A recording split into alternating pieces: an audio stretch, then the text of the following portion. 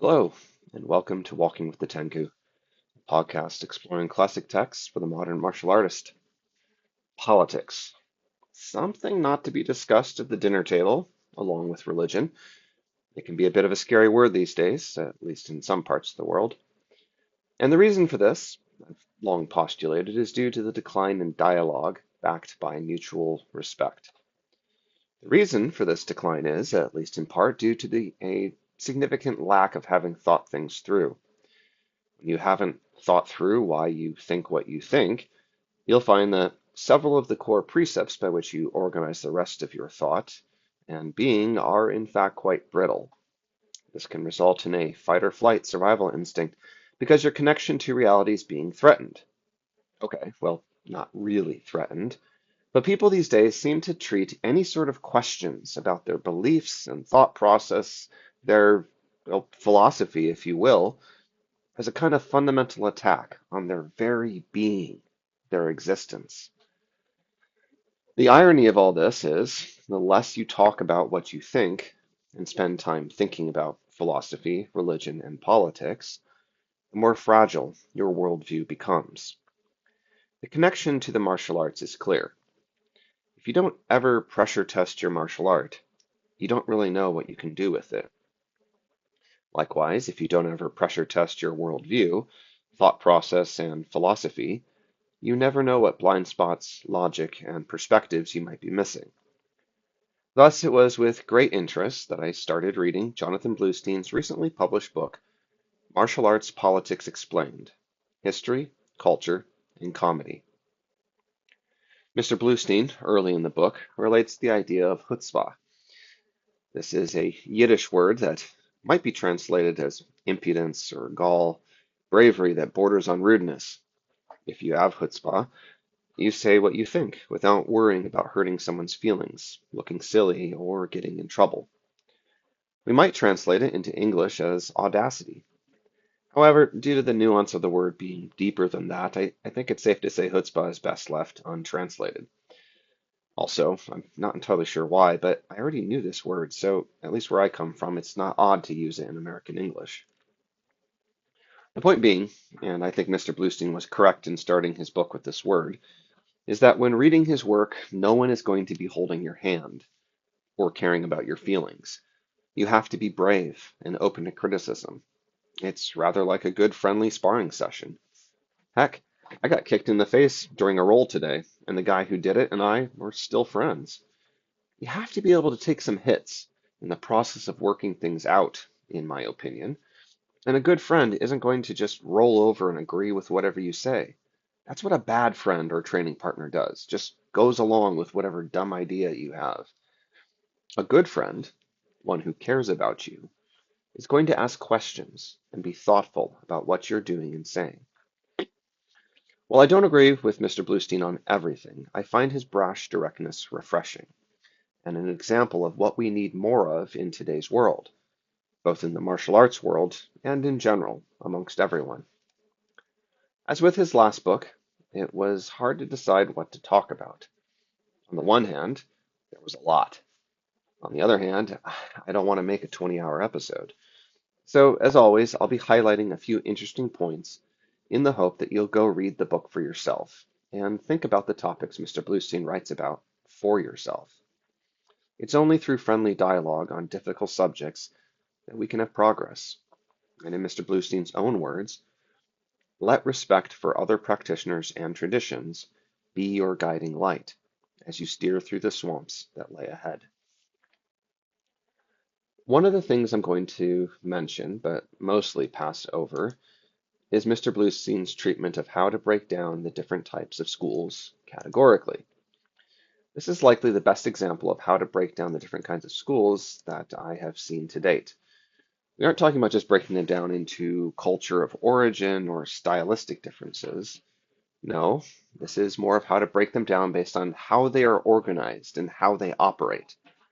At one point, he lists a massive table where he breaks down most well-known martial arts into his chosen method of categorization, and for every martial art that I have personally practiced, I didn't find anything to disagree with. For example, Brazilian Jiu-Jitsu does most often fall into the sports club archetype. Some gyms can be very culty. The kids' classes can sometimes fall into his recreational category, though not always. I won't delve deeper into this because really you need to go read his explanations for his categorizations for yourself. But I think I'll be using his categorization method moving forward, and this was definitely a valuable thought exercise early in the book. Now, one of the great divides between what we call the traditional versus the modern martial arts is the question of, air quotes, effectiveness. As some listeners may recall, I personally don't like the division of traditional versus modern, enough that I did an entire episode on this topic. I've included a link to that one in the show notes. Alternatively, of course, you can likely search for it in the list of episodes for the show in your podcast app. If you have been listening to this podcast for a while, you may recognize that I've long said that there is value to be found in most martial arts. One of the most important determining factors for how to assess the value of one's training is to use it against someone that wants you to lose. I'm using air quotes around that word lose here because there are a lot of different ways one can lose or win. Some of my more common examples are sometimes it's a win to just survive long enough for help to arrive, or to be able to escape your attacker. It is sometimes, but not always, a win to beat or choke an opponent into submission. In fact, there are plenty of so-called self-defense situations where neither striking nor performing a submission is an acceptable win condition, unless you really want to go to jail. So it was with interest that I read Mr. Bluestein's commentary on the rise of MMA. In particular, I like several points he made. First, he says, a martial art can be combatively viable, but still be practiced in a manner which would not allow a person to know how to put it to actual use under duress. This is important. Like I just said earlier, how we train matters. If you never test your training against a resisting opponent, you don't have any real knowledge as to whether you can use it. The technique may be perfectly valid for whatever made-up scenario we are addressing. But if you and I cannot apply the technique because we haven't trained it against resistance, we can't say we truly know we can use the technique with any honesty. Now, this reminds me of a Ming Dynasty era general, Qi Ji Guang. He said in reference to martial training, once you have obtained these skills, you have to try them out on opponents. You must never be amazed by victory or ashamed by defeat. Instead, analyze why you won or lost. Then re-exert yourself and test the techniques over and over again.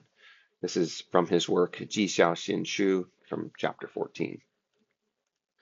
The root of the problem can be found in the misperception that knowing martial arts means you can fight. This is often propagated by the untrained public with little to no practical knowledge of violence. To be fair, I've seen plenty of supposedly highly skilled martial artists who crumple when faced with a resisting opponent who wants them to lose. It's not terribly surprising. If they've never trained against that kind of person, it's entirely possible to have a misperception on what your actual combative ability is. And this was at the heart of the rise of MMA. Most martial arts will tell you that they can, at the very least, train you to defend yourself against a single aggressive opponent. And MMA gave a forum for that. However, it was just a single slice of the very wide violence pie. The skills useful in an MMA match, and with that win condition, can be an excellent forum for showcasing various tools with a relatively limited set of win conditions. Of my prior mentioned win conditions, but both are noticeably absent. You can't, air quotes, win by surviving long enough for help to arrive, nor can you win by escaping your opponent, both of which are very valid self-defense wins. However, this doesn't devalue MMA as one representative test of a subset of the totality of combative skills. The issue is that the MMA community, and by extension the BJJ world, has been pretty brash and obnoxious about this. We might even say that they had their own version of chutzpah on this issue. As a child of the 1980s, I find this very understandable. I was led to believe, as a child, that the traditional martial arts could make me into a kind of gentleman warrior that defeats the brash bullies of the world with ease. Obviously, this wasn't true.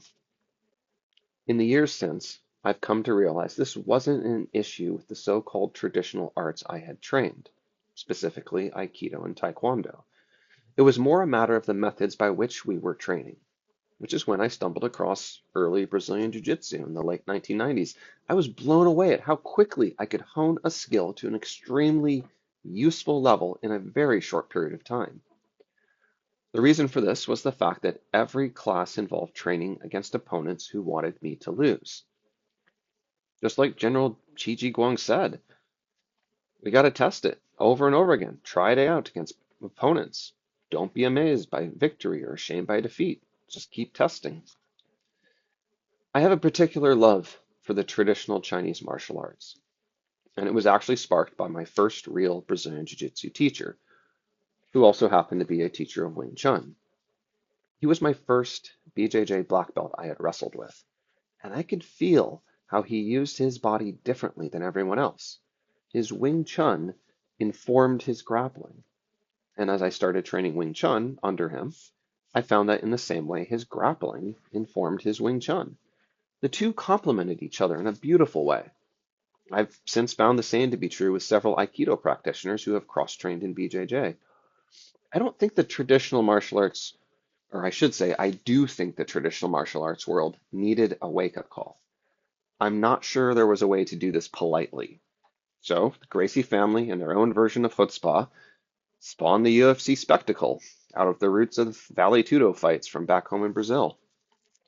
Within the limited context of what problems their style of training addressed, they provided a forum to show the effectiveness of their training. They had a clear understanding of where and when to use their tools, and in doing so, they demonstrated the usefulness of training, what they had to offer. However, Mr. Bluestein also makes the excellent point that actual combative ability is frequently more dependent on the practitioners themselves, their choices, and their abilities than on the art. End quote. This is true. You get out what you put in. You also get more out of what you train, the more you push the boundaries of what you train. I've been training BJJ for quite a few years now, and I don't think for a moment that if you put me into the octagon with several of those first generation non-BJJ practitioners, that I could have taken them all on. I might be able to achieve some level of my personal set of win conditions, maybe survive a long time against a bigger, stronger opponent. But I'm not an MMA fighter. I'm a white-collar IT worker, father and husband in his late 40s. My combative ability in the octagon is limited. As Mr. Bluestein put it, if you put me in an octagon and assessed BJJ on my performance, you probably wouldn't be very impressed. And that's not the fault of BJJ, but of me, my current health, and my skill level. Thus, I would also suggest that when you see someone from X martial art, air quotes, defeat a practitioner of Y martial art, you aren't really seeing an assessment of X martial art versus Y martial art. Instead, you're seeing a momentary instance of one person against another. And that's it. Just like General Gigi Kwang said, don't be amazed by victory or shamed by defeat. Analyze why they won or lost, and then keep testing your techniques and skills over and over again. The politics of all this is, of course, some martial arts have been playing effectiveness catch-up ever since. They went from being regarded as something akin to superpowers during the last century to being seen as archaic, useless dancing in the 21st century. On the one hand, we need the honesty to say that some of the criticisms were accurate. On the other hand, we also need to have the humility to recognize that it wasn't the tool that was necessarily broken, just how it was being used. If we can't or aren't allowed to talk about the weaknesses or flaws of our martial art, then we blind ourselves to improving what we train. It's safe to say that pride and politics are usually at the heart of why we aren't allowed to discuss these things. In addition to not conferring superpowers, the martial arts are often said to make you a better person, though on what scale of measurement better is evaluated, well, this is rarely discussed. If we don't share the same morality or ethics, that better could mean a lot of different things. It is, in fact, one of the primary reasons parents send their children to martial arts schools. However, as Mr. Bluestein points out, quote, it would be more accurate to say that the martial arts have the capacity to enhance who you already are, end quote. He compares it to alcohol. Some people become violent, others cry, some become nice, some find courage. So in a sense, the martial arts can help you bring out characteristics that would have otherwise remained hidden. I would agree with this. Martial arts doesn't inherently make you a better person. It does, however, reveal who you are on the inside. I like to say the mats don't lie. Give me 5 minutes on the mats grappling with someone, and I'll be able to fairly accurately tell you whether someone is an asshole or not. Sometimes it takes more than one session, but usually within the first 5 minutes, I can see a glimpse into the heart of an individual and be able to make an accurate assessment as to whether I can trust them. The martial arts is a lens that lets us see not only the heart, but brings into focus a person's pride, their openness to learning, and whether they are selfish or not. From there, the martial arts on their own only enhance those traits. Without kind of moral code that one is expected to adhere to, and the community enforcing it through social tools, there is no actual improvement in the person. This is why you can find incredibly toxic, racist, and sexist martial arts schools. This is a reflection of the individuals who make up the school rather than the martial art itself. Thus, you can find toxic martial arts schools, and you can also find incredibly nurturing and educational ones. Like any tool, it can be used for good or for evil.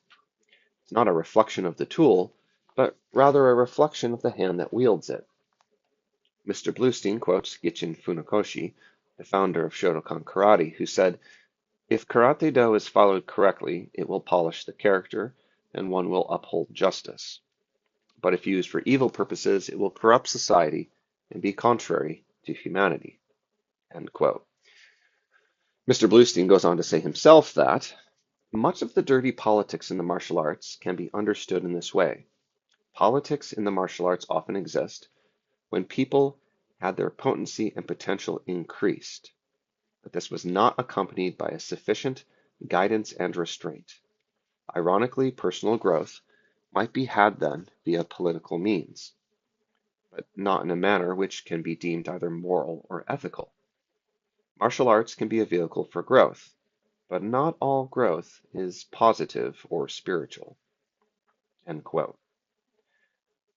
I am reminded of an old judo film called Sugata Sanshiro. I don't remember the exact quote just at this moment, but at one point in the film, they're discussing teaching judo to someone who's gone out and done some unjustified violent things. The point of the conversation was something along the lines of to teach the martial arts to someone without compassion is like giving a knife to a lunatic. So, too, I would say, if your martial art only teaches you the how of violence without talking about the why and the when, they're doing you a disservice. They're handing out knives to potentially crazy people, which only results in themselves and everyone else getting cut, sometimes physically, but more often mentally and emotionally. So, how does Mr. Bluestein break down this problem? He provides three concepts that are often encouraged and taught in traditional martial practices: introspection, which is the process of examining our internal state of mind, thoughts, and emotions; interoception, which is the sense of being able to feel the internal mechanisms of our physical bodies; and lastly, proprioception, which is how we tell where our body is located in space relative to what is around us. The three working together in concert, when combined with some standard of morality, can actually train us to be more in tune not only to ourselves, but to other people and the world around us. If you aren't lying to yourself, you can be more honest with others. So, too, this is why we should expect higher ranked teachers and students within our schools to exhibit higher levels of patience, self control, honesty, compassion, and other positive traits, and why it is so devastating when we find them lacking. There is no end in either traditional or modern martial arts of examples of martial artists turning down the wrong path, abusing others, putting themselves and their desires before the needs of others around them. If we can't expect people to adhere to some kind of moral standard, or if there is no absolute truth when it comes to morals, why do we feel so angry when a martial arts teacher uses their position to indulge, say, their sexual desires? It is because we know deep down that this is wrong, that it is outside the bounds of why it is acceptable and right to use power for your own selfish ends that people line up to rightly accuse and condemn such abuses. My point is, we should expect a higher standard from people in the martial arts. We currently exist in a world where we are okay with someone being very good at violence and also being a horrible person. I would argue that we should instead admire the person who can be good at violence, but has it contained within the bounds of some kind of code. The alternative is where we find oppression, abuse, and tyranny. Don't let your martial art be a vehicle for that. There is so much more to highlight from Mr. Bluestein's book, Martial Arts Politics Explained. One very interesting thing that I appreciated was that Mr. Bluestein invited other martial artists to write chapters in the book as well. You get perspectives on these topics from people who are very different from Mr. Bluestein, but who are also important to the development of the world of martial arts today. People like Louis Martin, author of The True Believers, Randall Davis of the Kung Fu Conversation podcast, and Ellis Amder, one of the premier martial arts writers of the 21st century, just to name but a few. There's a lot more packed into this book to consider and ponder. You probably won't agree with everything, but that's kind of the point. We need to start working these things out with mutual respect.